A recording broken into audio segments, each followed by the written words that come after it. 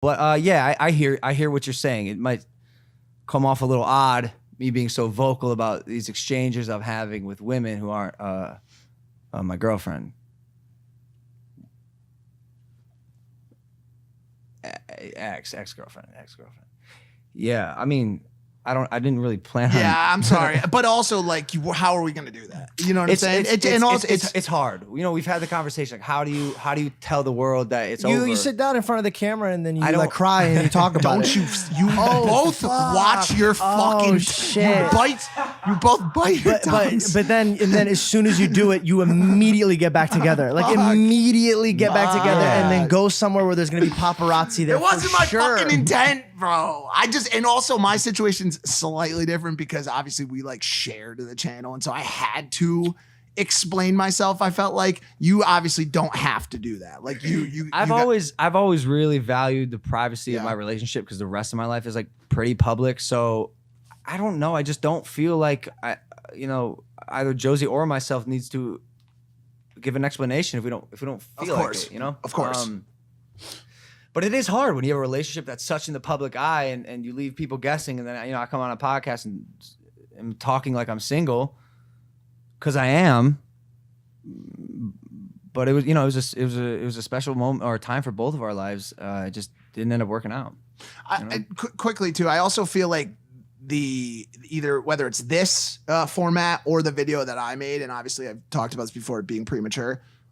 I feel like it also does a job of protecting the parties involved who may go out and go to parties and hang out with exes or whatever from being attacked online. Do you understand what I'm saying? Of course. Okay, so it's either of us like are seen out with someone else just out at a party and the public thinks you're trifling. Yeah. And then you have to say like, no, that ended a while ago. And that retroactive explanation isn't super attractive.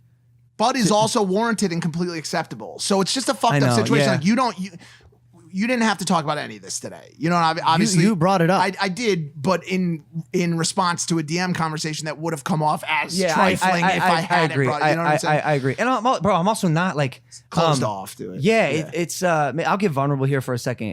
In the past, I would exit a relationship and like many people, it's like, hey, like I'm gonna try to distract myself with another girl immediately. Or if you're a girl who broke up with a guy, like, what do they say? The best way to get over someone is to get under someone else. Yeah.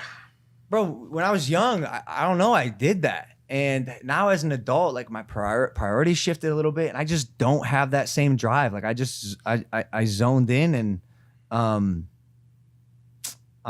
not out here slanging pipe. I think it's because laying pipe. Like I'm not fucking around. I'm not even in flirt stage yet. Like I don't know. I'm there's a hump to get over before I feel comfortable being back on at the scene. Can I ask you a question? Sure, anything you want, Mike. Do you think and I know that you do that out of an abundance of respect, as well as also being true to yourself, which is, it's kind of twofold for you. Do you think that not getting under someone else presents the danger of having the ability to go back? And I asked this question because when I did my breakup video, we both made it through that space without a hookup. And that was an important bargaining chip for both of us when we got back to the table. I didn't fuck anyone. You didn't fuck anyone. Like, let's talk this out. You know what I'm saying?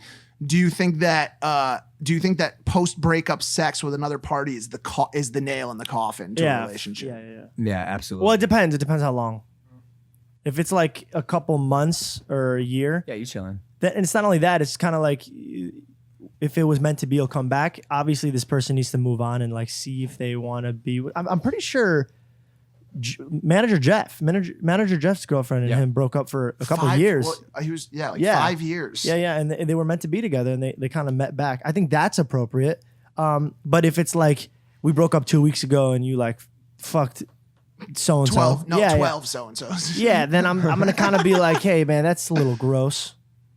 But also when we've talked about this too, amongst us, men and women are very different in how they emotionally get over a breakup. And so a lot of, I've heard from a lot of girls that the way that we have sex post breakup, girls just want the attention and the feeling of being desired by a man, especially when they are the one who's broken up with. And I'm not saying in your scenario it's any way or the other, but you know, I've talked to girls who have been broken up with by guys, and the first thing that they want to do is have a guy take them out to dinner, tell them that they're pretty, like tell them that they're worthy and deserving. Because bro, it's never easy, although sometimes it's necessary.